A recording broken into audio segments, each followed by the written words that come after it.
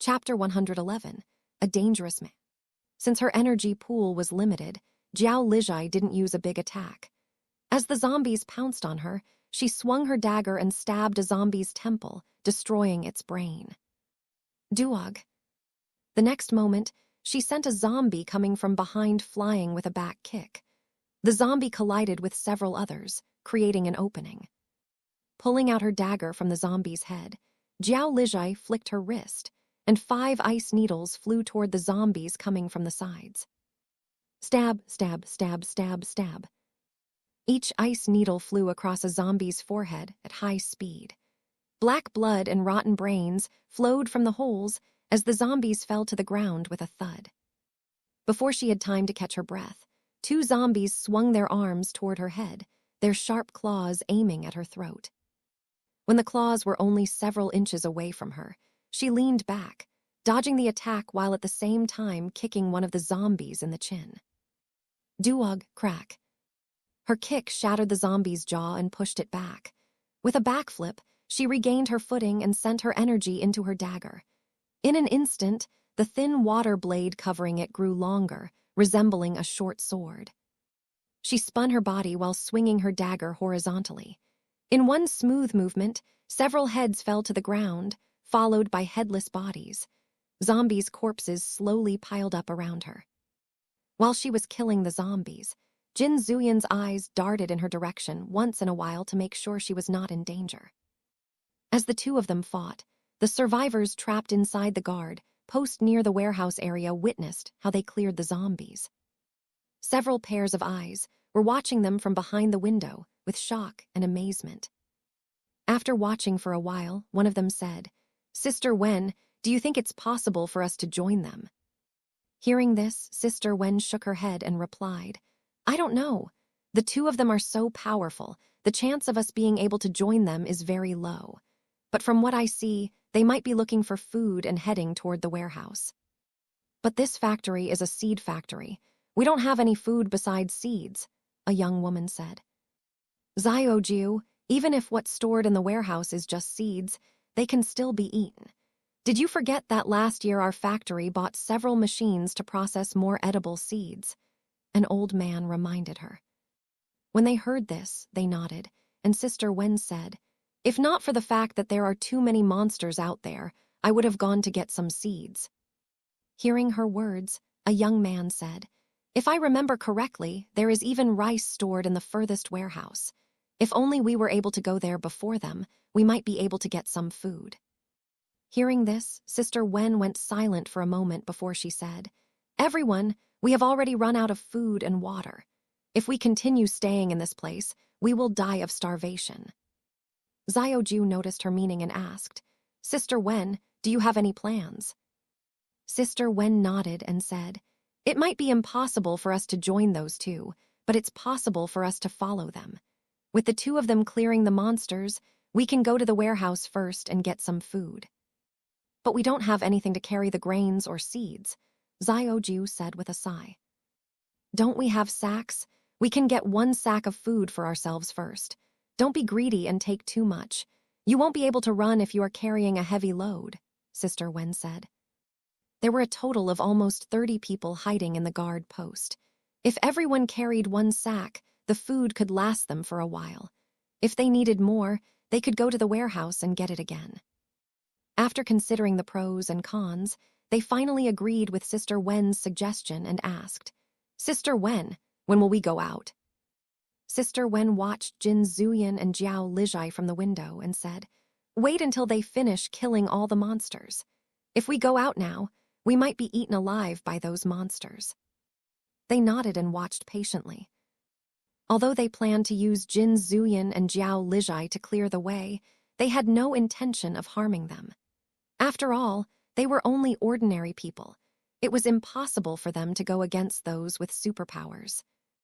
While they were watching and waiting, Jin Zuyan had already sensed someone observing them. With his current level, not only were his 5 senses enhanced, but his perception was also heightened. As he beheaded several zombies, he turned his head and glanced at the guard post in the distance.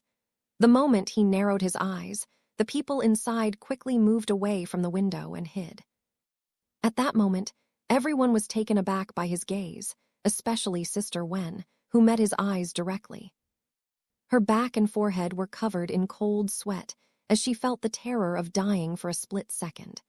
It was as if she would be beheaded by that man like the monsters outside if she looked for another second.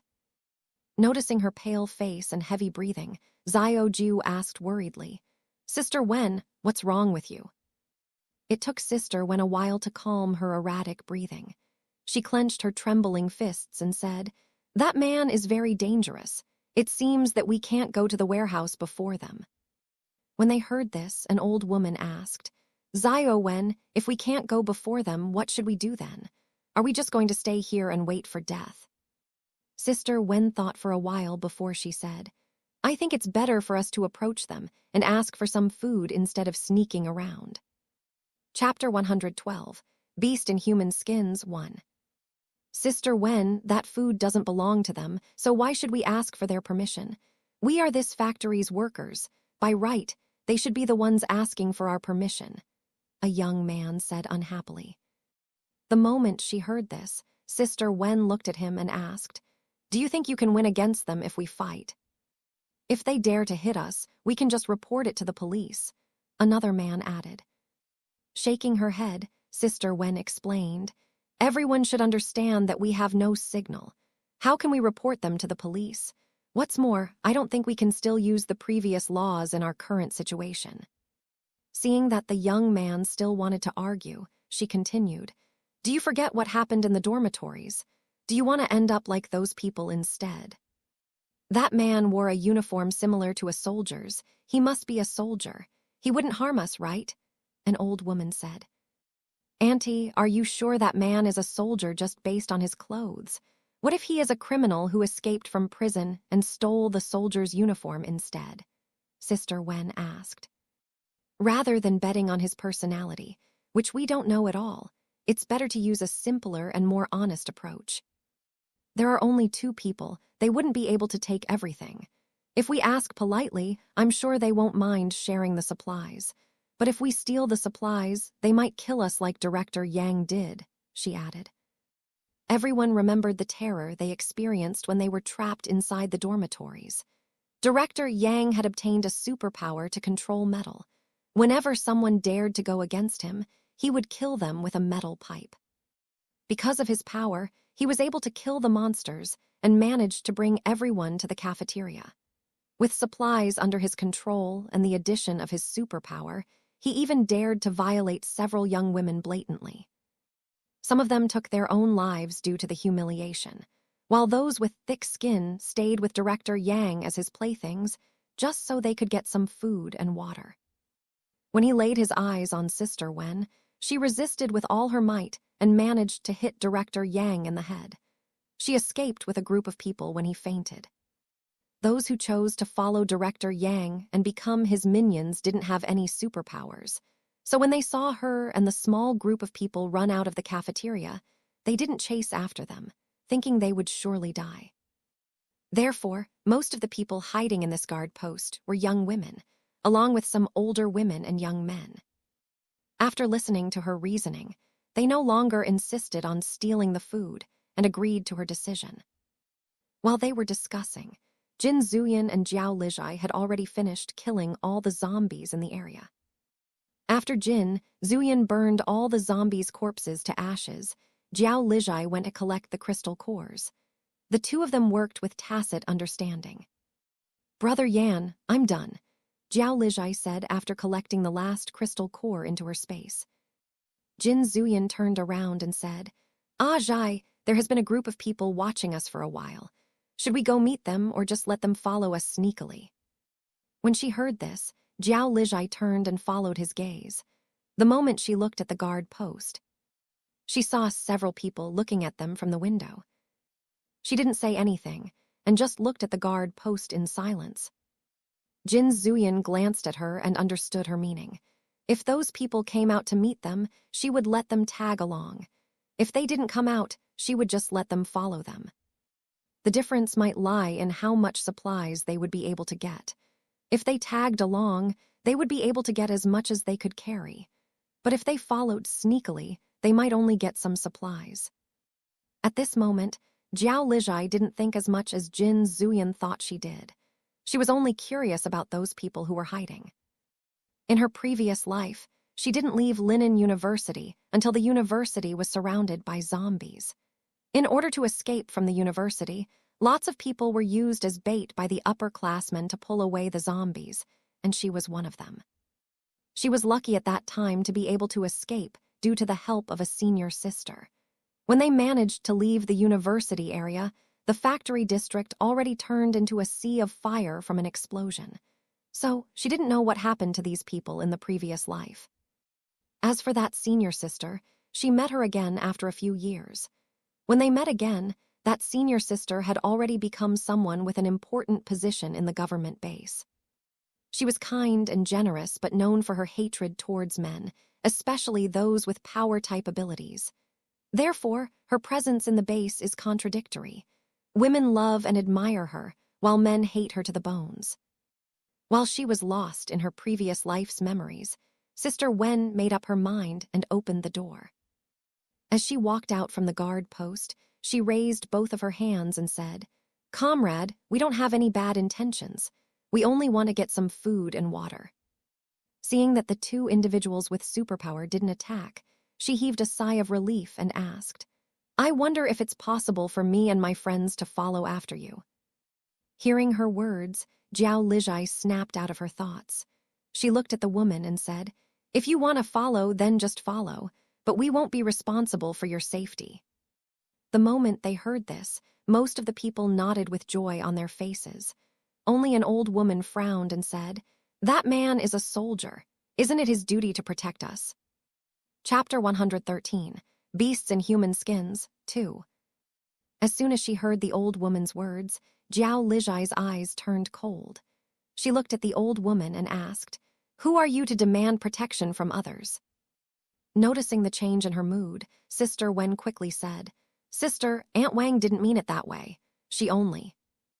Before she finished her words, the old woman interrupted her. "Zio Wen, why should you fear them? That man is clearly a soldier. Look at the emblem on his clothes. Every soldier made a vow to protect the country and the people, so he should protect us." The moment she finished her words, Jiao Lijai laughed. She clapped her hands slowly and said, "Wow, such entitlement. Even the commander of an army wouldn't dare to say those words in this kind of situation. Old woman, this man is mine, and he will only protect me. As for you, if you continue to run your mouth, I won't mind helping you seal it off." When she finished her words, she waved her hand, and an ice needle flew at a fast speed, stopping only a millimeter away from the old woman's throat. Everyone was shocked by the sudden attack and didn't even dare to breathe loudly. The old woman was so scared that her face turned pale. Seeing her pale face, Jiao Lijai sneered, and with a flick of her hand, the ice needle went deeper, drawing blood from her throat. Feeling the pain, the old woman's eyes rolled, and she fainted on the spot. As she lay on the ground, they smelled the stench of urine in the air. When they looked at the old woman, they saw her pants were drenched as she peed herself. Jiao Lijai snorted and flicked her wrist. In an instant, the ice needle turned into a pool of water and splashed the old woman's face. Such a coward, yet she dared to morally blackmail her person. She seems like someone who won't cry until she sees the coffin. She no longer looked at them and said, "I'm not a saintess, and my brother is not your protector. We don't have any obligation to protect you. If you want to live, then fight for yourself." Then she held Jin Zuyan's hand and said, "Brother Yan, let's go." Jin Zuyan glanced at the group and said, "If you don't want to follow us, just go to the clothing factory. A group of soldiers will come to pick up the survivors. You can go with them." Checking his watch, he added, "They will arrive in 2 or 3 hours from now. If you are late, there is no guarantee they will wait for you." After he finished his words, he went to the warehouse with Jiao Lijai. Looking at their backs, Zioju asked, "Sister Wen, what should we do now?" Sister Wen looked at the old woman, who was still unconscious, and said with a hint of annoyance, "Aunt Wang already offended them. I'm afraid that even if we follow them, we won't be able to get enough supplies to survive." Then should we go to the clothing factory? A young man asked. Right now, that's our only option. We should go now, or we won't be able to catch up to the soldiers, Sister Wen said. After they made up their minds, two young men held Aunt Wang's arms and dragged her as they followed Sister Wen and the rest of the people. Not far from them, Jiao Lijai turned to look at them and asked, Brother Yan, why don't you let them follow us? There must be rice stored in the warehouse. We can share the supplies. Jin Zuyan shook his head and said, There must be more survivors hiding in this factory, and judging from how they hid in that small guard post, the other survivors might not be as docile as them. If we let them tag along, we might attract unwanted attention from another group of survivors. Those people are just ordinary citizens. It's better for them to go to the survivor camp as soon as possible. After she heard his words, Jiao Lijai only nodded but said nothing. For her, she didn't really care about the survivors.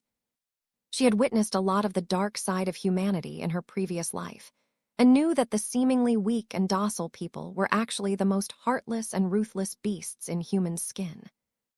In order to survive, they wouldn't hesitate to sacrifice their own children and family. That's why she would never feel pity toward the so-called ordinary people. Instead, it was those soldiers who were mentally blackmailed and morally kidnapped by those ordinary people who should be pitied. They fought to protect them, only to be stabbed by those people in the back. It would be great if she could recruit all of those soldiers into Jin Zuyan's team. Even without abilities, those soldiers had been trained for years, and their combat abilities were above others. Even the ability users were not guaranteed to win against them in battle. Noticing she was lost in her thoughts again, Jin Zuyan reached out and pinched her cheek lightly while asking, Aitg, what are you thinking? Coming back to her senses, she shook her head and said, Nothing. Since she was unwilling to tell him, Jin Zuyan didn't plan to force her. The two of them walked while looking around, checking if there were zombies wandering nearby. 15 minutes later, the two of them reached the warehouse area. There was a map on the roadside signboard. As they checked the map, they noticed that, unlike the previous factories, the warehouses in this seed factory were divided into several areas, each designated for different types of seeds. Area A was for storing fruit seeds. Area B was for vegetable seeds. Area C was for edible plant seeds such as asparagus, wild leek, garlic mustard, etc. Area D was for flower seeds and shrub plants. Area E was for various edible mushroom spores. Area F was for various coarse grain seeds such as wheat, corn, millet, oats, sorghum, quinoa, brown rice, and rye. As for the last area, Area G, several warehouses were used to store rice. Chapter 114, Farewell, Comrade 1. After Jin Zuyan and Jiao Lijai memorized the road and the warehouse's location, the two of them went to the first area, Area A. Even though fruit trees took longer to grow if they were planted from seeds, with the help of wood-type ability users, they could hasten the process. Noticing the sound of zombies roaring in the distance, the two of them didn't open the gate and directly jumped over. As they landed, two zombies suddenly pounced from the sides. Jiao Lijai and Jin Zuyan swung their weapons reflexively and chopped off the zombies' heads. As the rotten heads rolled to the ground, they kicked away the headless zombies' bodies. Everything happened in just a few seconds. Turning their heads, they met each other's gaze and smiled. Even though it hadn't been long since the two of them met and fought alongside each other, their fighting styles were similar. Jiao Lijai found this amusing and also confusing. A doubt arose in her heart as she watched Jin Zuyan walk in front of her. For some unknown reason, she felt a very strong urge to get closer to him. It was as if she was born to be with him. But these kinds of feelings and emotions only happened in this life. She wondered what made the difference between this life and the previous life.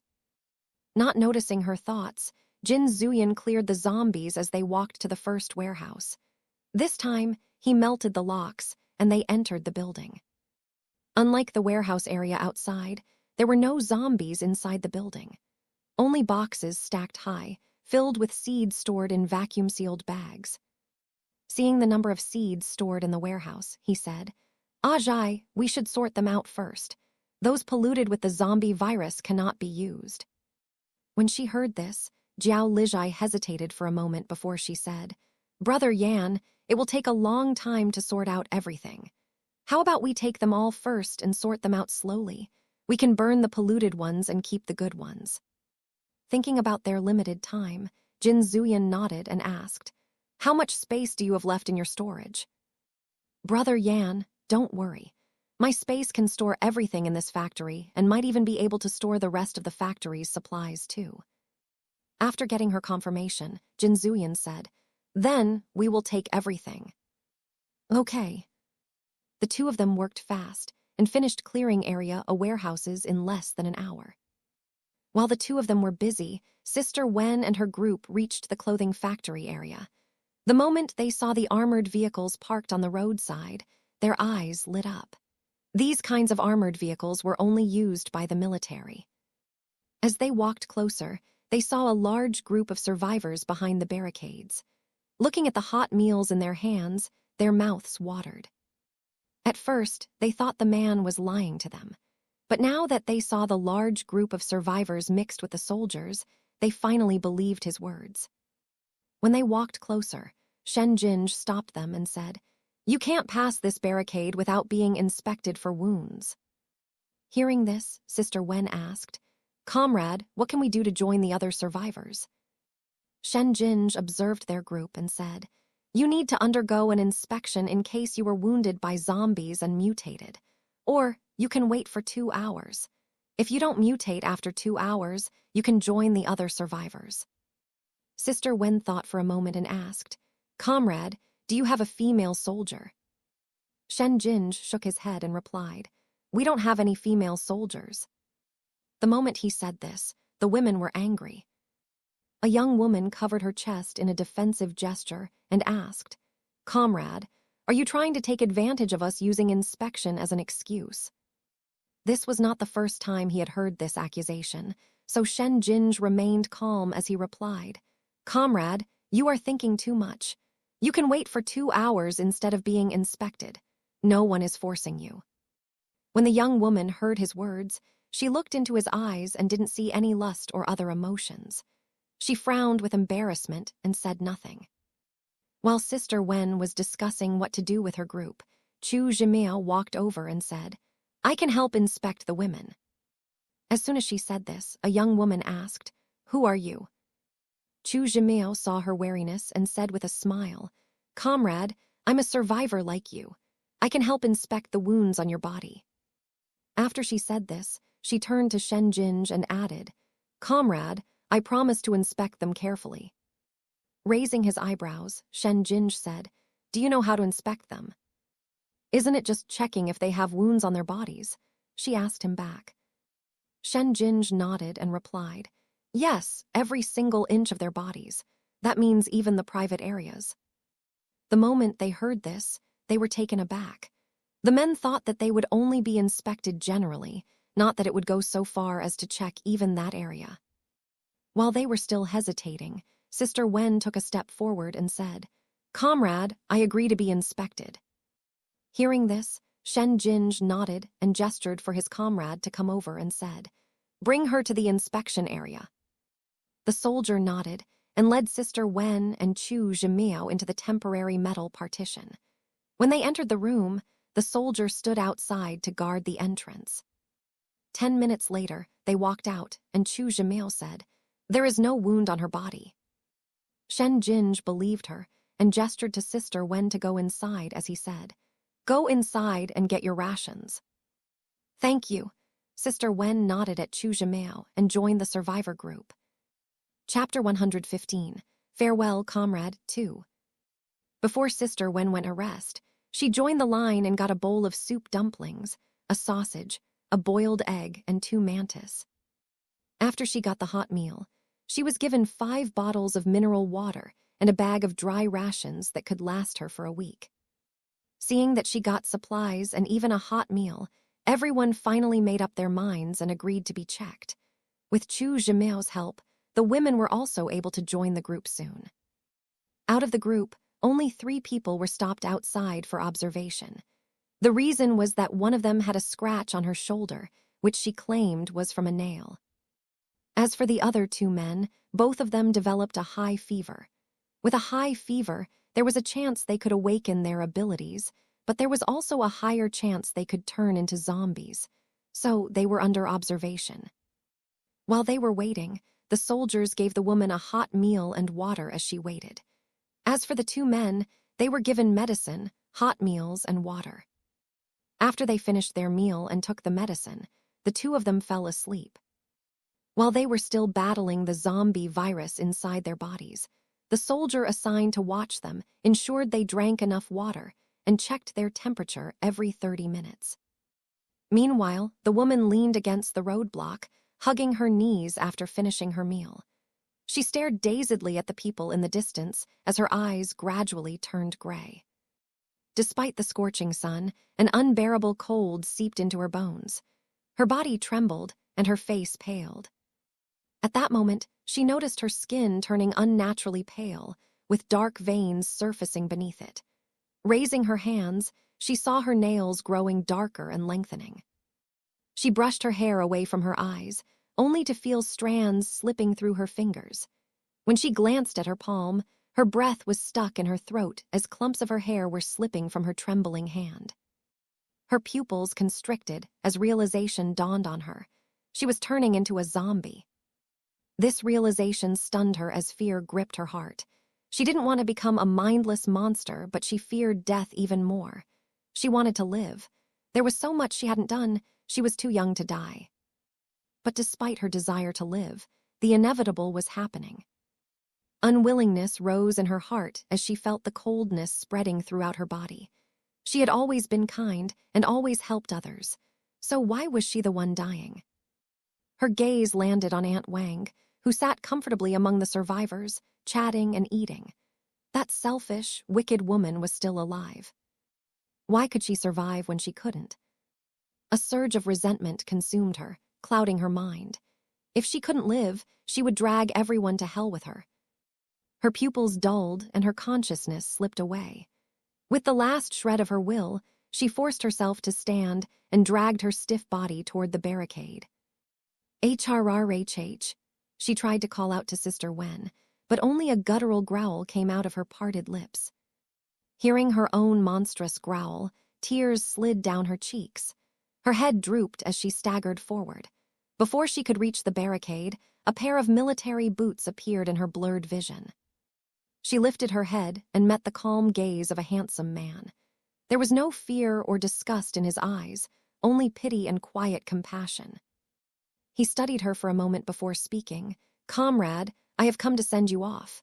Are you ready to leave now?" It took her a moment to process his words. She didn't want to become a monster. She wanted to die as a human being. GRRHH. A suppressed growl was heard from her throat as her final attempt to talk. Chin Luzi watched the flickering dot in his mind, shifting between white and red. She didn't have much time left. Before she loses her humanity, he must send her off. Drawing his dagger from his back, he said, "Farewell, comrade." Stab. Before his voice faded, he stabbed the dagger into her temple. The next moment, her body stiffened, then fell to the ground with a thud. Dark red blood pooled on the ground and a rancid stench filled the air. Chin Luzi wiped the blade clean before sheathing it. When he turned, he met the wide, horrified eyes of the survivors. Their fear didn't affect him at all. After all, he didn't kill the woman. Instead, he had given her the chance to die as a human. As he walked past the barricade, he ordered, "Jinj, clean up the remains." Understood. Besides Jin Zuyan and Zhang Yuan, Chin Luzi held the highest rank in their team. In the absence of their captain and vice-captain, the soldiers followed his lead. With a flick of Shen Jin's wrist, a blue flame shot toward the woman's lifeless body. The moment it touched her skin, it ignited instantly. Not wanting to leave a lasting trauma on the survivors, he intensified the energy, reducing her remains to ashes in under 5 minutes. The survivors stared at him in fear, as if he were a monster himself. Shen Jinj only glanced at them but didn't mind their stares at all. Witnessing death wasn't easy, especially for civilians. Even trained soldiers struggled when they saw their own comrades turn into zombies and attack them. Some were haunted by nightmares for days due to killing their own comrades who had turned into zombies, let alone civilians. Even though they were traumatized, they had no choice but to adapt as soon as possible. Just as he finished sending the woman off, a soldier guarding the other two men called out, "Brother Luzi, one of them is mutating." Hearing this, Chin Luzi walked over, checking the map in his mind. One of the men now glowed a light green, while the other flickered erratically between green and red.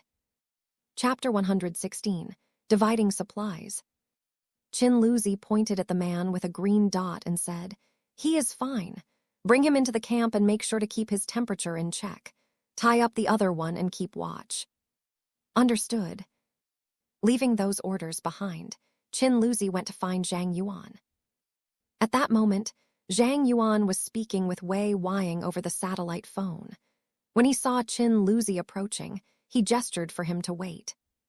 "Captain Wei, we understand your situation, but it's impossible for my team to escort the survivors to the survival camp," Zhang Yuan stated firmly.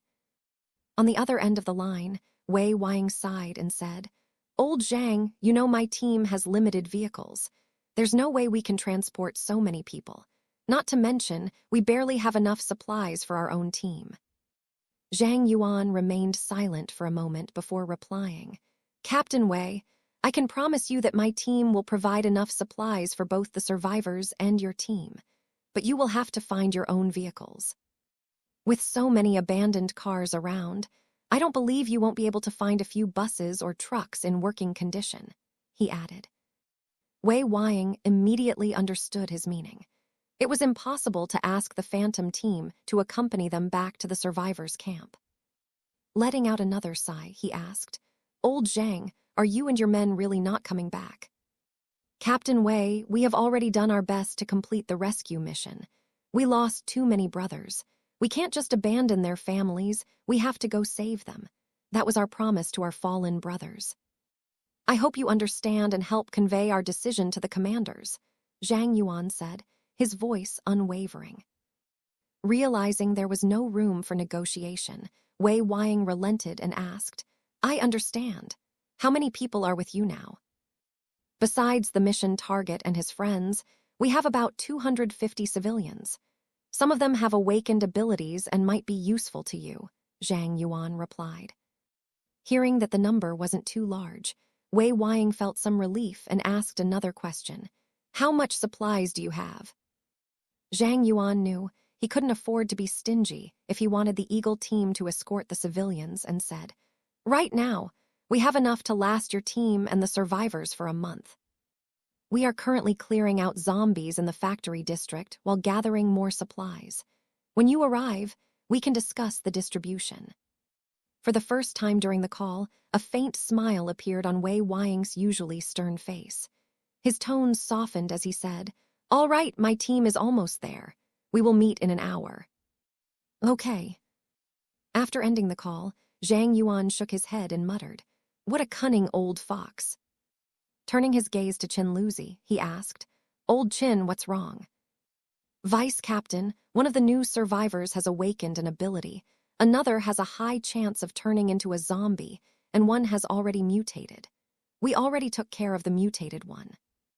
Despite the short report, a heaviness settled in Zhang Yuan's chest, but he didn't let his emotions cloud his judgment.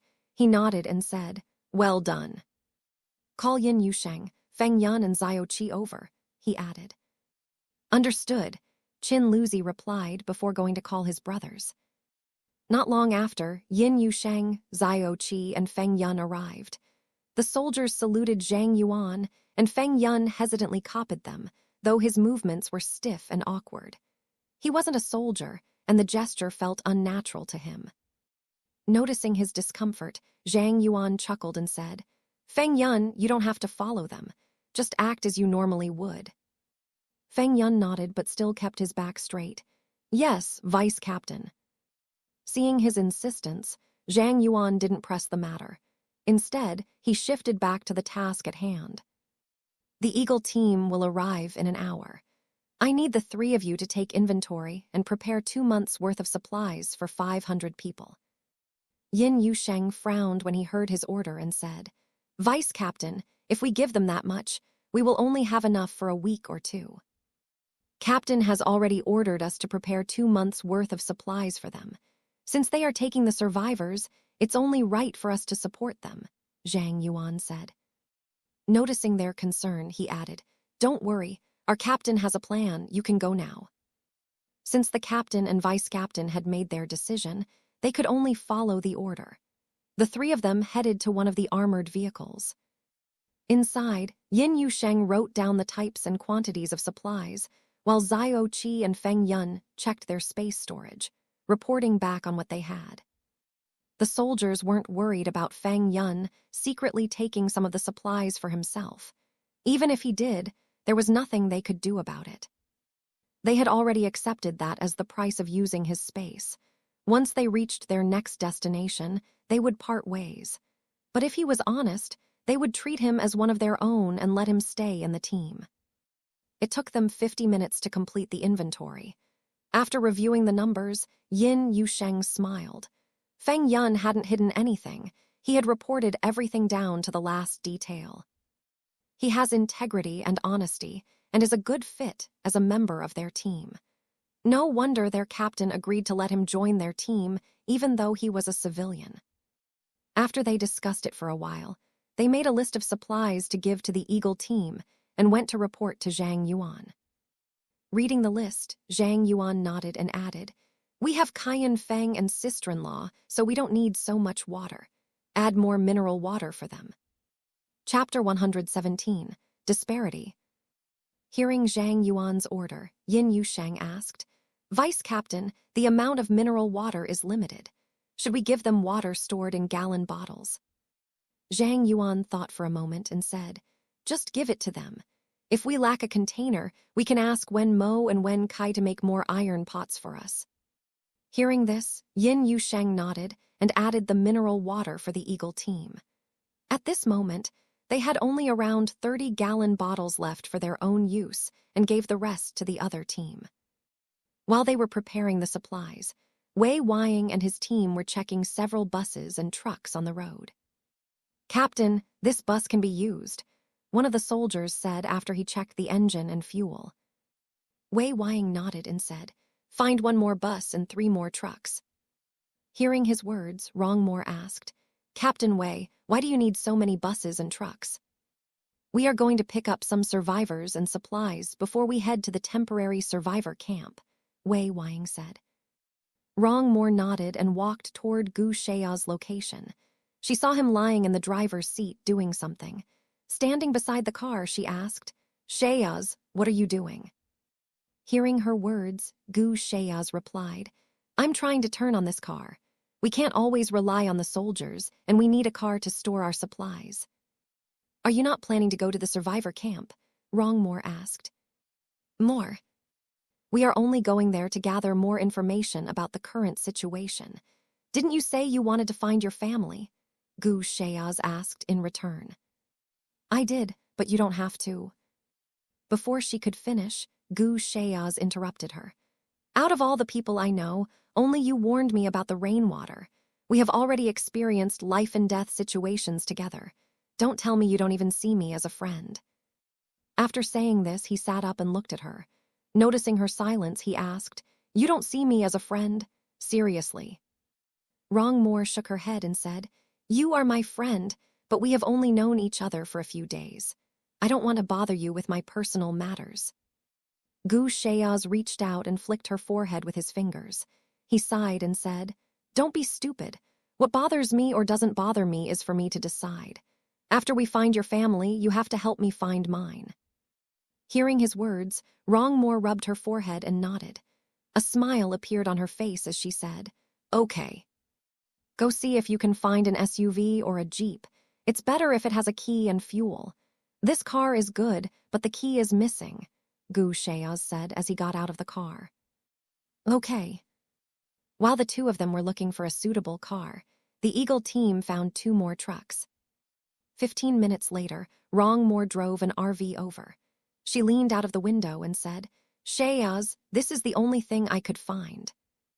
When the soldiers and Gu Shayaz heard her words, they turned around and were stunned at the sight of the RV.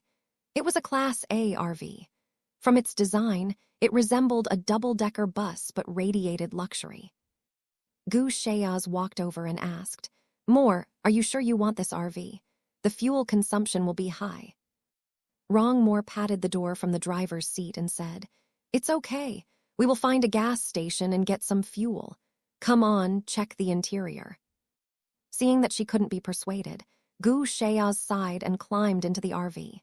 The interior was beautifully furnished. Not only was there a couch, table, kitchen, and bathroom, but there was also a bedroom with cupboards and a table. On the upper level, he could see another bedroom, a dining room, and a set of sofa beds. Wei Wying looked at the RV and said, "It will be comfortable to live in, but it will be inconvenient on narrow streets." "Captain Wei, we will switch to another vehicle if we find a more suitable one," Rongmore said. Hearing this, Wei Wying nodded. "Okay."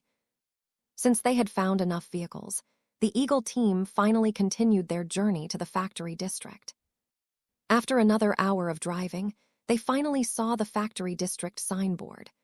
Wei Wying had already received information from Zhang Yuan about the Phantom team's location, so he and his team didn't stop and continued driving. When they arrived at the factory's clothing area, a soldier spoke through the radio. "Captain, there is a barricade up ahead." "Stop the car before the barricade. That's the Phantom team," Wei Wying replied over the radio. "Understood." As their cars approached, Shen Jinj went to find Zhang Yuan and reported, "Vice Captain, the Eagle team is here." Zhang Yuan nodded, stood up and said, "Let's go meet them." Aside from those responsible for guarding the supplies and keeping eyes on the survivors, the rest of the Phantom team followed Zhang Yuan and waited behind the barricade. When they saw Wei Wying step out of one of the cars, Zhang Yuan asked, "Old Qin, is anyone in their team showing signs of mutation?" Qin Luzi checked the map in his mind for a moment before answering, "Vice Captain, no one is showing signs of mutation, but they only have a total of 7 ability users." Zhang Yuan frowned at the number. The Phantom team had only 29 members, but most of them were ability users.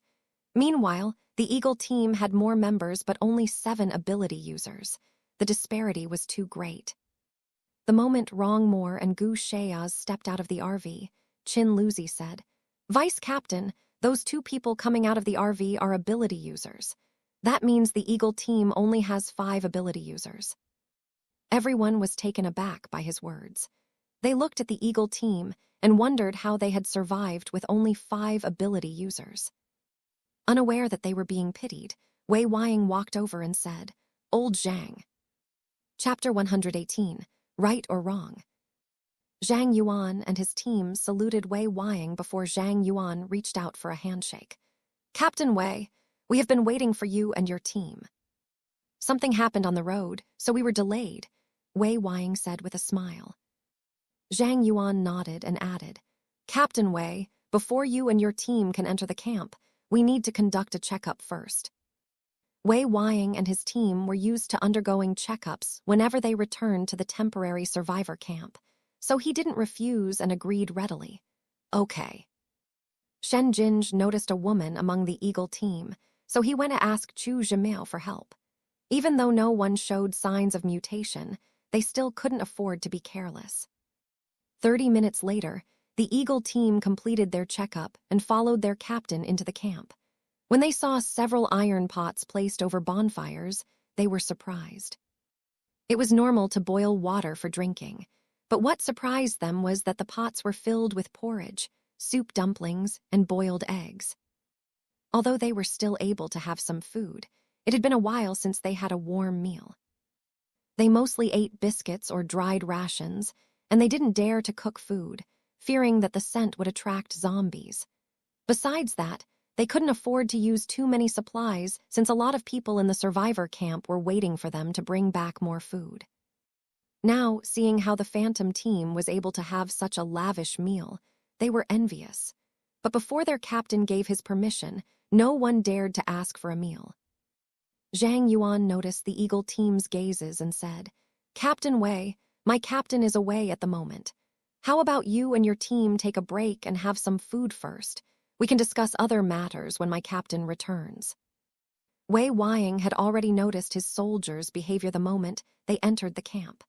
Not to mention the soldiers, even he felt hungry when he smelled the fragrance in the air. Since his soldiers were tired and hungry, it wouldn't hurt to delay some matters and have a meal first. So he nodded and said, "Thank you, old Zhang. We won't be polite then." Zhang Yuan smiled and replied, "Captain Wei, everyone is brothers. There is no need to be polite." After saying this, he turned to his team and said, "Zioqi, Yusheng, show the way to our brothers." "Yes, Vice Captain," the two of them replied in unison.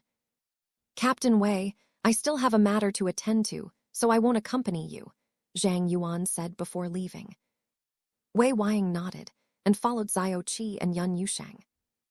As they walked, Zioqi said, "Captain Wei, we have prepared a place for you and your team to wash up before we go to the dining area." Wei Wying nodded and asked, "Comrade, how long has your team stayed in this place?" "Today is the third day we have stayed in this area." Hearing this, Wei Wying asked again, "Has your team checked the factory area and rescued all the survivors?" This time, Zioqi shook his head and said, "Captain Wei, we only cleared the zombies. As for the survivors, if they come out, we will protect them until your team arrives." "What if they don't come out?" Wei Wying asked again. This time, it was Yun Yusheng who replied, "My captain said that those who don't even dare to come out won't be able to survive even if we rescue them." When the Eagle team heard this, they frowned, and one of them said, "Comrade, we are soldiers. It's our duty to protect the civilians." "Comrade, my duty is to follow orders and complete my mission. Without my captain's orders, I will not go rescue the civilians and put my team in danger," Yun Yusheng replied coldly. The moment they heard his words, the Eagle team looked at him as if he were a criminal. Wei Wying frowned at his words, but he couldn't refute them either. Their current situation was different from before. They needed to prioritize the bigger picture. With the Phantom team clearing the zombies in the surrounding areas, the survivors would be able to leave as long as they were brave enough. So, based on this, Jin Zuyan's decision not to rescue the survivors was not wrong. After all, he did give them a chance to survive by killing the zombies. He just didn't ask them to come out and follow them. Before the Eagle team's members could say another word, Wei Wying gave them a glance. Noticing their captain's warning, they shut up and could only glare at Yun Yusheng and Zioqi's backs. Over the past few days, the Phantom team had already gotten used to receiving lots of stares and glares. After all, they had killed several civilians who mutated into zombies. Because the civilians were not completely turned into zombies, the rest of the survivors thought they were killing the innocent. Despite eating their food and drinking their water, the survivors still condemned them as murderers. So when they were glared at by the Eagle team, Zioqi still showed a smile and said, "Captain Wei, we have arrived. You and your team can wash up first. There is water, soap, and clean towels inside." The moment they heard his words, the Eagle team's members were surprised. Mineral water was limited, yet the Phantom team actually used it to wash up. Noticing their expressions, Yun Yusheng explained, "Captain Wei, my team has water-type ability users, so we have our own water resources. You and your team can use the water with ease." When they heard this, they nodded in understanding. After all, Gu Sheyaz was also a water-type ability user. While the Eagle team was washing up, Zioqi and Yun Yusheng waited outside.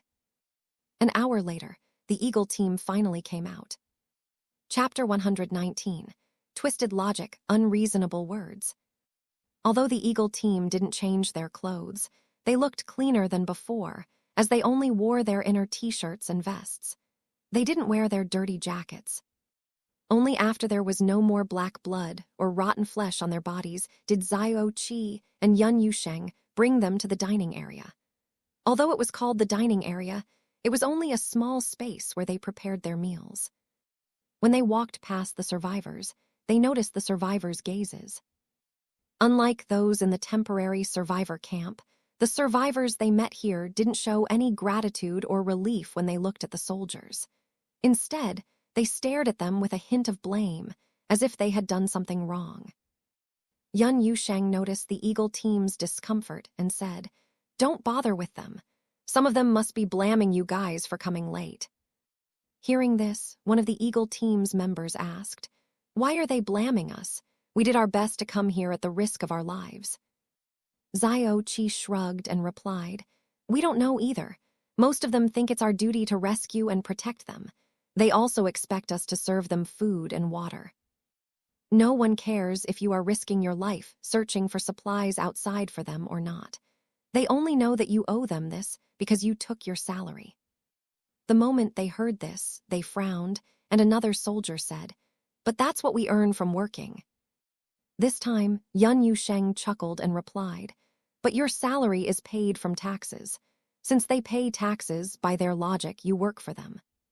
"What twisted logic?" Another soldier couldn't help but curse. "Brother, now you understand why my captain didn't go rescue the survivors. They are nothing but a bunch of wide-eyed wolves. They take our kindness and compatriotism for granted," Aitg added with a sigh. When the Eagle team heard this, they frowned even deeper.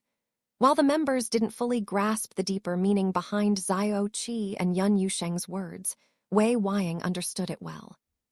Since these people would follow them back to the survivor camp, he needed to establish some rules to keep them in check. Otherwise, they might riot and stab them in the back.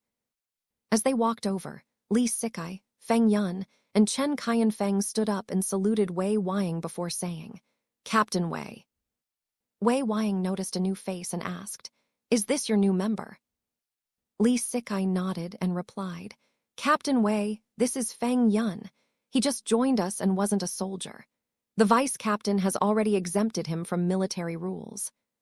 Standing in front of him, Feng Yun didn't show any fear or fawning expressions.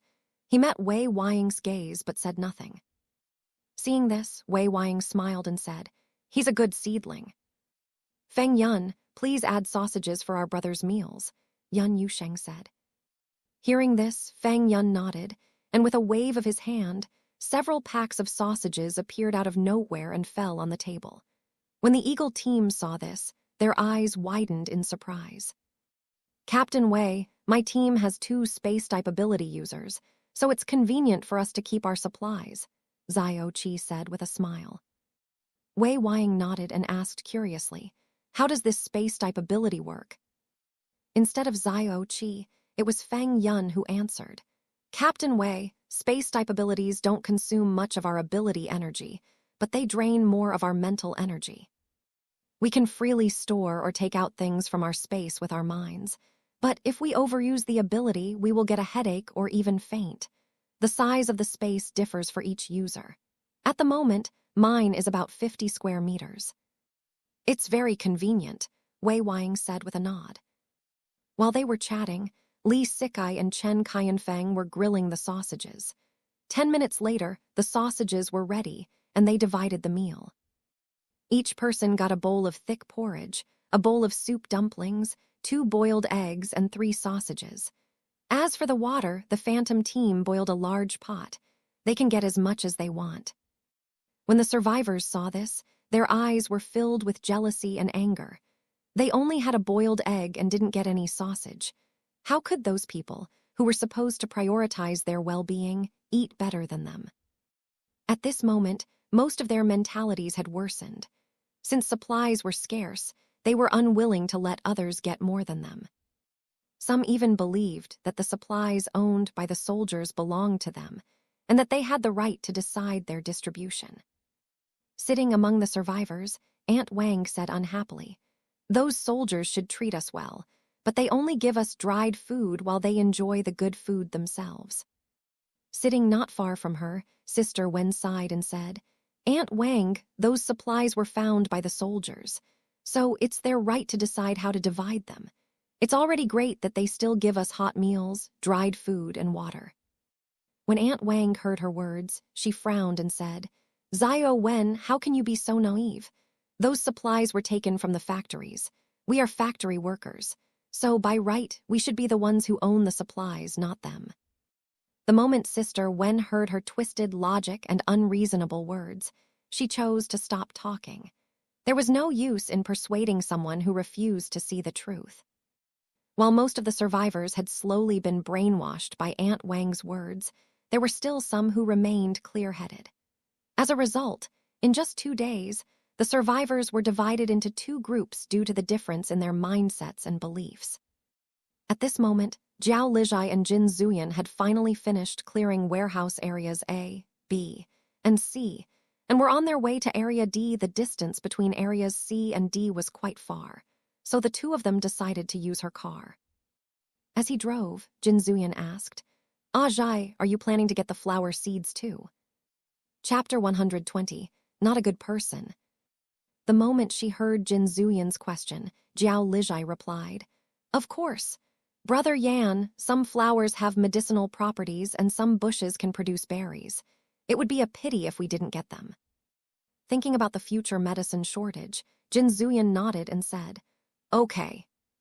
When they arrived at Area D, Zhao Lijai stored the car in her space before the 2 of them jumped over the gate. Unlike the previous areas, there were no wandering zombies outside the warehouse building at all. Without Qin Luzi to check the surroundings, Jin Zuyan could only slow down his pace in case of an ambush by zombies or other people. As they walked, Zhao Lijai saw a rotten leg hidden behind the bushes. She moved closer to Jin Zuyan and said in a low voice, "Brother Yan, there are zombies' corpses behind the bushes. Someone has been here." Jin Zuyan also noticed traces of battle and nodded. When they reached the warehouse building, they heard the sound of wind swishing.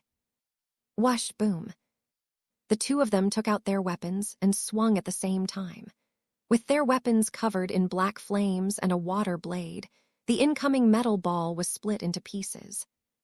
The metal pieces flew to the side, hitting the ground and wall, creating a layer of dust.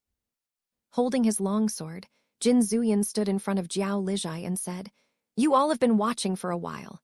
It's time to come out." As soon as he finished his words, a group of men walked out from behind the building. An old man in his 50s walked at the front of the group and said with a smile, "Young man, you indeed have a superpower." Despite speaking to Jin Zuyan, the old man's eyes were glued to Zhao Lijai. His gaze moved down, observing her body as if he were admiring an object. Noticing the lust in the old man's eyes, Jin Zuyan's expression turned cold as he said, "You are looking for death." The moment his words fell, his figure disappeared from the spot. Even Zhao Lijai was caught off guard by his speed, let alone the old man and his people. Crash. Before they could react, Jin Zuyan's longsword had already chopped off the old man's right arm. His attack was ruthless and fast, leaving no room for the old man to defend himself. Everyone was shocked as red blood splattered onto their faces. It took the old man a few moments before the pain registered in his mind. "Ack!" He let out a painful scream, clutching his shoulder. When he saw his severed arm lying on the ground, covered in blood, his knees weakened. He collapsed to the ground, his pale face covered with snot and tears. Seeing him crying from the pain, Jin Zuyan's eyes turned colder as he stepped on the old man's back while saying, "An ant dares to be presumptuous. Tell me, should I gouge out your eyeballs or should I chop off your head, The moment the old man heard this, his body trembled and he kowtowed instantly. Bam, bam, bam. The sound of his forehead banging against the ground echoed clearly. Seeing their boss defeated in just one move, the rest of the group didn't dare to resist and knelt on the ground. The old man continued to kowtow despite the blood flowing from his forehead as he pleaded, Sir, please forgive me. I was blind and didn't recognize Mount Tai. Please spare my life." Jin Zuyan recalled how this disgusting old man had stared at his Aitg lustfully, and an intense, murderous intent surged within him. At that moment, he had only one thought in his clouded mind. Whoever intends to harm my Aitg deserves to die. Jiao Lijai was so shocked by what she saw that it took her a moment to regain her senses. The man stepping on the old man looked like a madman. At this moment, the image of the madman from the phantom team from her previous life overlapped with the man in front of her. When she saw him raise his longsword, she quickly said, "Brother Yan, wait." Crack. Jiao Lijai let out a sigh as she watched a head roll to the ground and red blood spurting from the old man's neck. Jin Zuyan raised his hand, and a wisp of black flame flew toward the old man's still warm body. The moment the fire touched the skin, it ignited instantly. By the time Jiao Lijai walked over, the old man's body had already turned into a pile of white ashes, which were blown away by a gust of wind. Seeing a golden-colored crystal on the ground, she bent down and picked it up. After storing the crystal core in her space, she asked, "Brother Yan, are you okay?" The group of people kneeling nearby was stunned, speechless. The young man was the one who killed Director Yang. What could possibly be wrong with him? When Jin Zuyan heard her voice, his sanity slowly returned. He sheathed his longsword and lowered his head, not daring to meet her gaze, fearing he would see fear or condemnation in her eyes. At this moment, Jiao Lijai didn't care about the old man who had just been killed by Jin Zuyan. She was not a good person, nor did she intend to be one. For her, Brother Yan was more important than a stranger. She was more worried about his condition. For a moment before he killed the old man, she noticed that his pupils were glowing red. She wasn't sure if she had seen it correctly, but she was certain something was off with him. Seeing him standing there unmoving, she reached out and held his hands. She flipped his hands over and checked his body, leaving Jin Zuyan and the kneeling men confused. After a while, Jin Zuyan finally opened his lips and asked hoarsely, "Aitg, what are you doing?" Chapter 121, A Father's Request. When she heard Jin Zuyan's words, Jiao Lijai replied with a smile, "I'm checking if you are injured. That old man suddenly attacked us just now. Fortunately, you reacted quickly and killed him before he could harm us. Brother Yan, you are amazing." Hearing her words, Jin Zuyan was stunned for a moment before asking, "Aitg, you don't blame me." "Why should I blame you?" she asked. "I killed a civilian." Tilting her head to the side, Jiao Lijai replied, "But he attacked us. That means he had bad intentions and put himself in the position of our enemy. What's wrong with killing someone who wanted to kill us? We were just protecting ourselves." When Jin Zuyan heard this, the corner of his lips lifted slightly. He nodded and said softly, "Aitg is right." After confirming that he had fully returned to normal, Jiao Lijai turned to look at the group of people and asked, "Who are you, and why did that old man attack us?" The group of men was afraid that they would become the next Director Yang and quickly explained. But with so many people talking at the same time, Jiao Lijai couldn't hear their words clearly. Feeling annoyed, she said, "Stop." As soon as they heard this, no one dared to open their mouths. Rubbing her aching temple, Jiao Lijai pointed at a young man and said, "You, explain." Being pointed at, the young man's pale face turned paler. He didn't dare to hesitate and quickly said, Sister, the one attacking you is Director Yang. We didn't have any intention of attacking you or your friend. We are factory workers and were forced by Director Yang to follow his command, or we would be killed. Sister, we only want to survive. We don't want to harm anyone." Jiao Lijai looked at the group and asked, "Are all the workers in this factory men?" The young man shook his head and said, "The women workers are locked in the cafeteria and guarded by Director Yang's people. We were tasked with carrying supplies back to the cafeteria." After he said these words, another man suddenly added, "If something bad happens, we will become bait to lure the zombies away." When Jiao Lijai heard this, her eyes turned cold. She, too, had been zombie bait in her past life before she barely escaped with her life. So she understood the terror of the so-called bait. She clenched her fists and said, "That old man indeed deserves to die."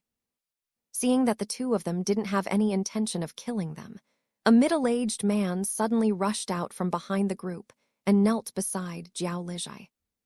He kowtowed heavily while saying, "Comrade, I beg you, please save my daughter." Jiao Lijai was startled and quickly stepped aside to avoid his kowtow while saying, "Stand up and talk." The middle-aged man stopped kowtowing but didn't stand up. He didn't even wipe away the blood on his forehead as he said, "Comrade, my daughter is locked up by Director Yang and his men. I beg you, please save her life." Seeing how he was crying, Jiao Lijai looked at Jin Zuyan and saw him nod. She pulled the middle-aged man up and said, "All of you, get up and wait here for a moment." Everyone nodded and stood up one after another. They saw Jin Zuyan melt the lock and stand guard there while Jiao Lijai entered the warehouse. They didn't know what she was doing inside, but after 10 minutes, she came out and closed the door. They did the same thing for the rest of the warehouses. An hour later, the middle-aged man led them to the cafeteria. There were several cafeterias in the factory, and the one taken over by Director Yang and his men was the one near the Area D warehouse. 20 minutes later, the middle-aged man pointed at the 2-story building and said, "Comrade, that's the cafeteria. My daughter and the other women are locked up on the 2nd floor." Jiao Lijai nodded and said, "I will go inside with my friend. You all wait here and don't make a sound. If you dare do anything against me and my friend, you will end up like that old man. Do you understand?"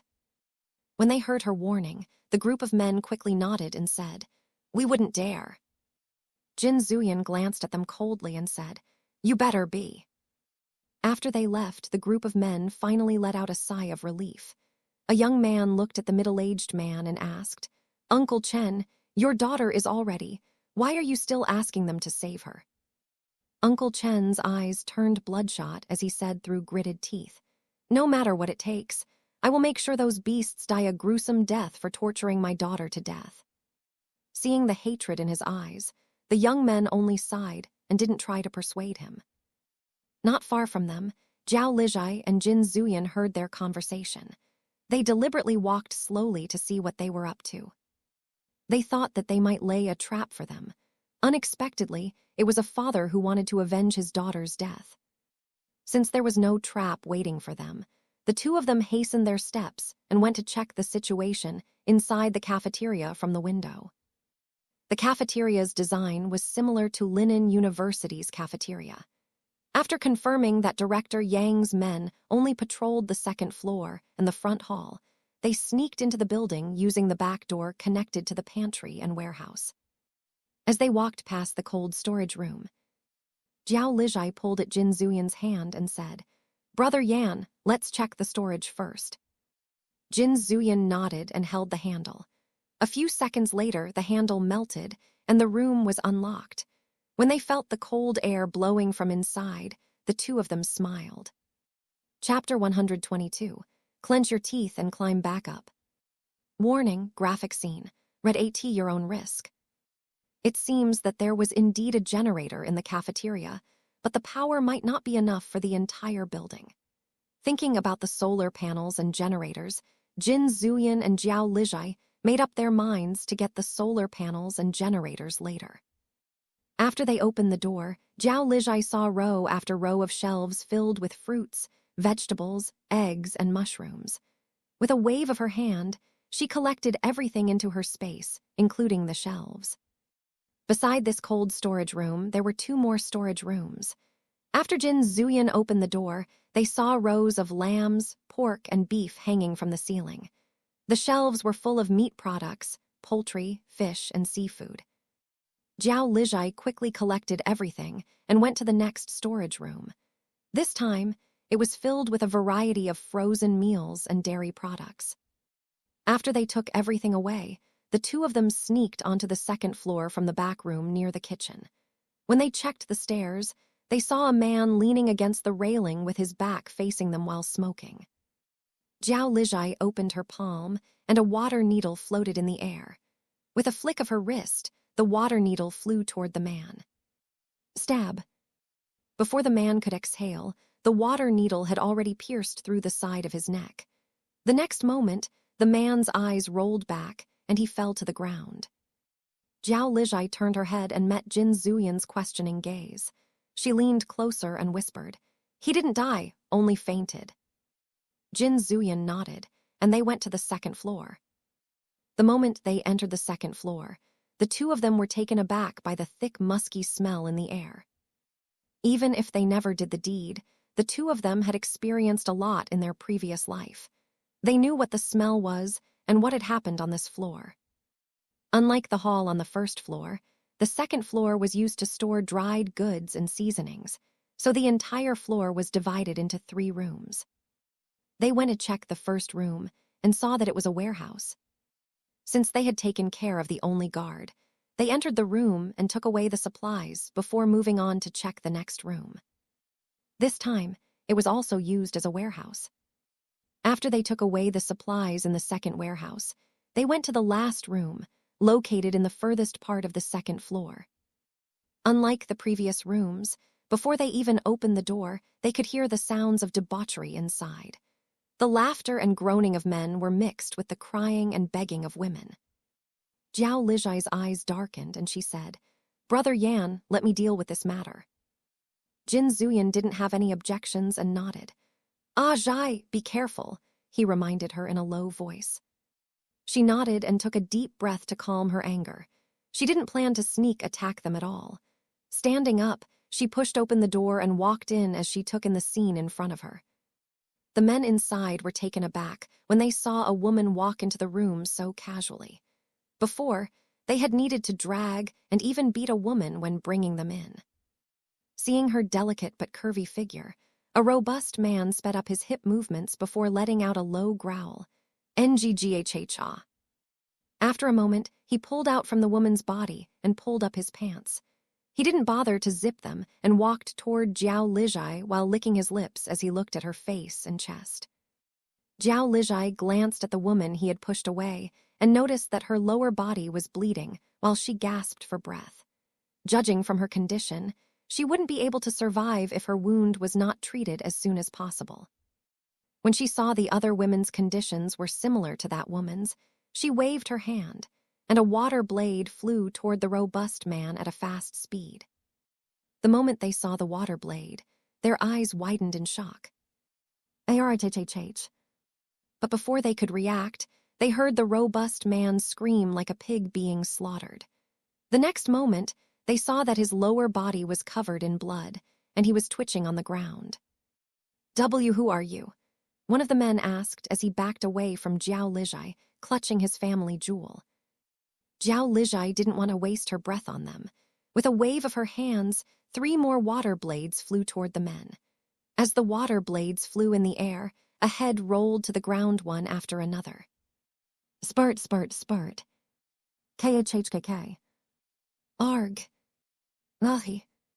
In less than 5 minutes, the ground was covered with red blood and headless bodies. Zhao Lijai looked at the group of women and took out several bottles of pond water and anti-inflammatory medicine from her space. She gave each of them a bottle of water and a strip of medicine.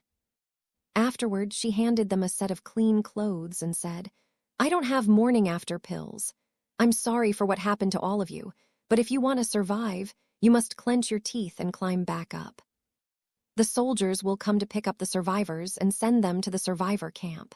If you want to go with them, come with me." Some of the women regained their will to survive as they struggled to take the medicine and drink the pond water before putting on clean clothes. But most of them only looked at her in a daze. Seeing that they had lost their will to survive, she sighed and said, "Are you willing to give up your life because of these beasts? What about your family, who are worried about you?" Chapter 123, Severed Their Tendons. When those women heard Zhao Lijai's words, one of them said, "They killed my boyfriend in front of me and defiled me. How can I face the world and continue living? You know nothing." Zhao Lijai went silent after hearing her words. After a moment of hesitation, she took out a kitchen knife from her space, threw it to the ground, and said, "If you feel that you can't continue living, you are free to take your own life. Rather than let others bully you, it's better to end everything." The woman was stunned by her words. She thought she would try to persuade her. Unexpectedly, she gave her a knife instead. Tears rolled down her eyes as she covered her face and burst out crying. She didn't want to die. "We are facing the apocalypse, and no one will protect you anymore. You can only depend on yourself. Only when you are strong will you be able to live as a human being and protect people you love. Jiao Lijie's words were harsh, but they struck their hearts. After a while, the woman stopped crying and took the medicine. She drank the water and changed her clothes before pushing herself up. Standing on her trembling legs, she said hoarsely, "I want to kill those beasts with my own hands." "Okay," Jiao Lijie nodded and turned to leave. The women followed after her. When they saw a tall, handsome man leaning against the wall outside, they took several steps back and looked at him with fear. Jiao Lijie held Jin Zuyan's hand and said, "Don't be afraid. He is my man. He won't harm you." At this moment, Jin Zuyan no longer cared about the women's gazes, but stared at Jiao Lijie. His heart was thumping so loudly that he couldn't hear anything else. "Ah, Tilda," Aitg said, "I'm her man, so happy." Despite his cool, indifferent behavior, his eyes burned with intense emotions toward her as he squealed in his mind. Seeing their intertwined fingers, the women nodded but still distanced themselves from him. Before leaving, Jin Zuyan burned the body inside, leaving piles of ashes and charred ground. Those women looked at the piles of ashes on the ground and felt that what had happened to them was like a nightmare. Those beasts had tortured and beaten them. In their eyes, those men looked like mountains they could never escape from. Turns out, those men were as weak as ants when faced with someone with superpowers. At this moment, some of them regretted not being brave enough to fight those men. At least, even if they couldn't kill them, they wouldn't have had to be humiliated and abused. Not knowing what they were thinking, Jiao Lijie turned to them and said, "Follow closely and don't make a sound." The group of women nodded and followed after her. When they reached the stairs, Jiao Lijie clenched her fist, and the water needle inside the unconscious man flew out from his temple. Seeing the man, the woman who had been given a kitchen knife swung it at the man's neck. Crack! In an instant, blood splashed onto her face as she continued swinging her hand. This man was the one who had humiliated her in front of her boyfriend before killing him. Even if this beast was already dead, she would never let him have a complete body. After a while, the woman finally stopped and wiped the blood from her face. She followed the group and descended the stairs. Some of the women distanced themselves from her when they saw the blood dripping from the kitchen knife. Jiao Lijie noticed this but said nothing. She could only help them so much. The rest would depend on themselves. Only those who were strong would be able to survive at the end of the world. When they came down, Jin Zuyan unsheathed his longsword, ready to kill Director Yang's men. But before he could take a step, Jiao Lijie held his wrist and said, "Brother Yan, don't kill them, just cut off their tendons." Although he didn't know why his Aitg wanted to spare those men's lives, he didn't argue and readily agreed. Okay. The moment Jin Zuyan pushed open the door, everyone turned to look in his direction. Seeing that he was a new face, one of the guards asked, "Who are you?" Jin Zuyan observed the situation and rushed toward the guards. Seeing him holding a longsword, the guard raised his hand and swung the fire axe in his grip. Clang, duog, crack. In the blink of an eye, the fire axe flew from the guard's hand, and he was sent flying, slamming against the wall. No one saw what had happened just now, but the next moment, they saw the young man rush toward the guard and swung his longsword. Arg! The guard let out a scream as he fell to the ground.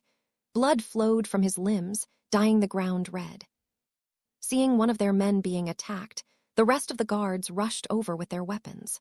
Jin Zuyan narrowed his eyes and bent his knees. These men were ordinary people and had no chance of winning against him. As he dashed past the guards, his longsword severed their tendons. Blood spurted from their limbs as they fell to the ground with a thud, one after another. In less than 5 minutes, all the guards had been taken care of.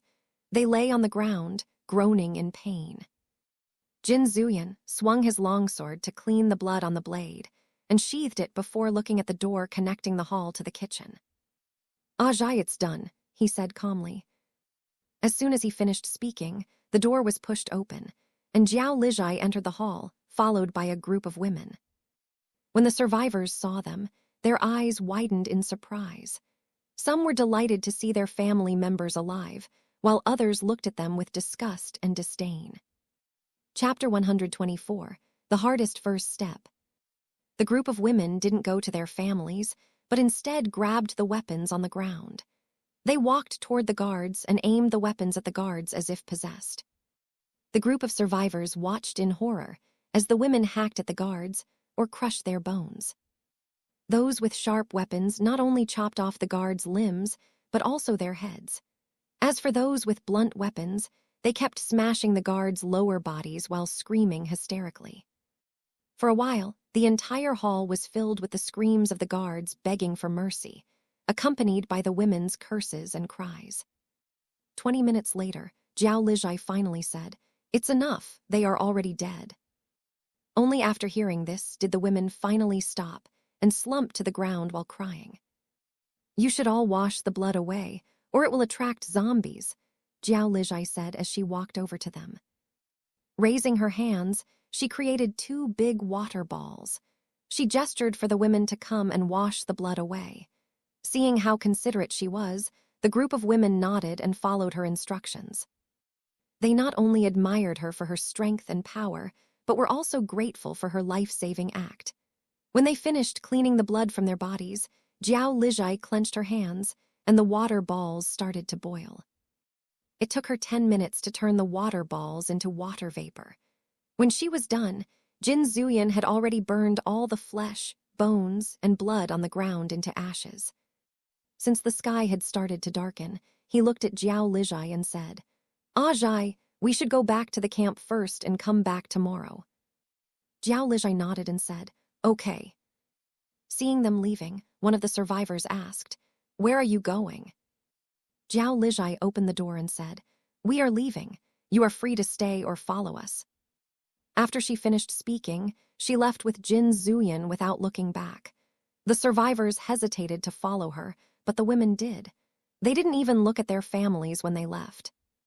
No matter how happy their families were to see them return alive, they couldn't let go of the disappointment towards their families in their hearts. When they had been bullied, their families had done nothing to save them. Some had even exchanged them for a pack of instant noodles or a bottle of water. These kinds of relatives, it was all right not to have them.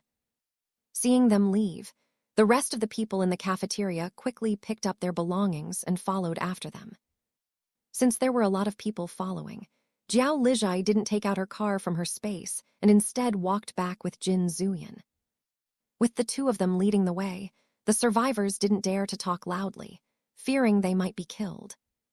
This time, the 2 took a different route to leave the factory. Perhaps due to the large number of people, they attracted nearby zombies. Hearing the distant roars of zombies, Jin Zuyan said, "There's a group of zombies ahead." At his words, the survivors' faces turned pale and their bodies trembling in fear. Zhao Lijai took out her dagger and said, "If you want to live, fight. We won't protect you." As soon as she finished speaking, zombies appeared from several directions, gathering into a group and blocking the road. Level 1 zombies were not as fast as humans when running. In fact, their movement speed was on par with humans at a brisk walk. If these survivors weren't too scared to think, they would realize they could simply run away. Unfortunately, most were blinded by fear and overlooked this fact. Roar! The moment the survivors heard the zombies' growls, they screamed and scrambled to find a place to hide. When the zombies were several meters away, Zhao Lijai said, "If you don't dare to kill them, go hide.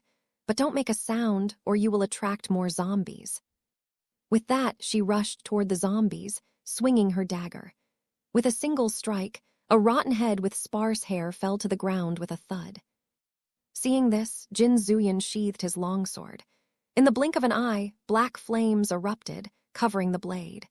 Standing his ground, he bent his knees and slashed horizontally. Boom!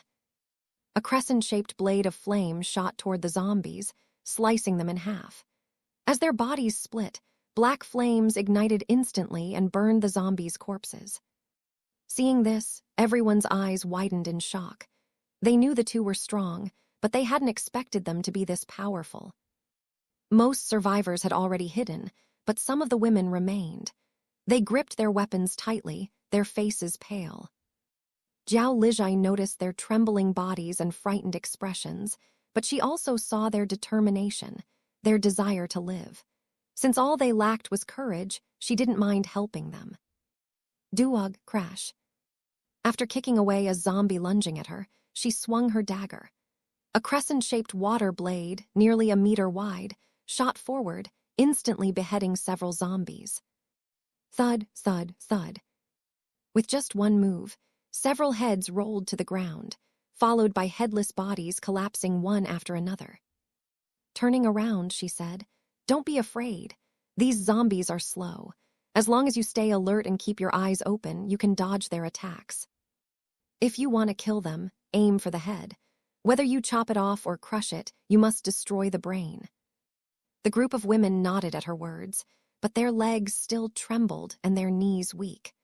Among them, the woman holding the kitchen knife finally gathered her courage and ran toward the zombies. Roar! When she was less than 2 meters away, a zombie lunged at her, aiming its sharp teeth at her throat. Seeing the rotten face closing in, she clenched her jaw and forced herself not to shut her eyes. With teary eyes, she shifted her body to the side, barely dodging the attack. Chapter 125, Mixed Emotions. As the woman bypassed the zombie, a rancid stench assaulted her nostrils, making her stomach churn. She gagged but swung her kitchen knife regardless. Recalling Zhao Lijai's instructions, she aimed for the back of the zombie's head. Crack! The knife struck the zombie's skull, and the sound of bone cracking echoed in her ears. However, her strength wasn't enough. Though the skull cracked, the brain remained intact. Roar! The zombie turned and swung its arm at her, seeing the claws rushing toward her throat. The woman let go of her knife. When she took a step back, she stepped on a stone and lost her footing. Growl! Sitting on the ground, she watched the zombie pounce on her in horror. Duog! Just when she thought she was about to die, a baseball bat smashed into the knife lodged in the zombie's skull. The impact drove the blade deeper, splitting the zombie's head open. Black blood and rotting matter splattered onto the woman and the ground. As the zombie collapsed, she quickly stumbled away. Looking up, she saw a young woman standing before her, breathing heavily. Their gazes met, and in each other's eyes they saw both fear and exhilaration. After a moment, the woman wiped the black blood from her face and hoarsely said, "Thank you." The young woman nodded and replied with determination, "Sister, we will live." With that, she pulled the kitchen knife from the zombie's skull and handed it back. Before they could continue fighting, they heard Zhao Lijai's voice. "Break the skull and look for a crystal. If you find one, keep it."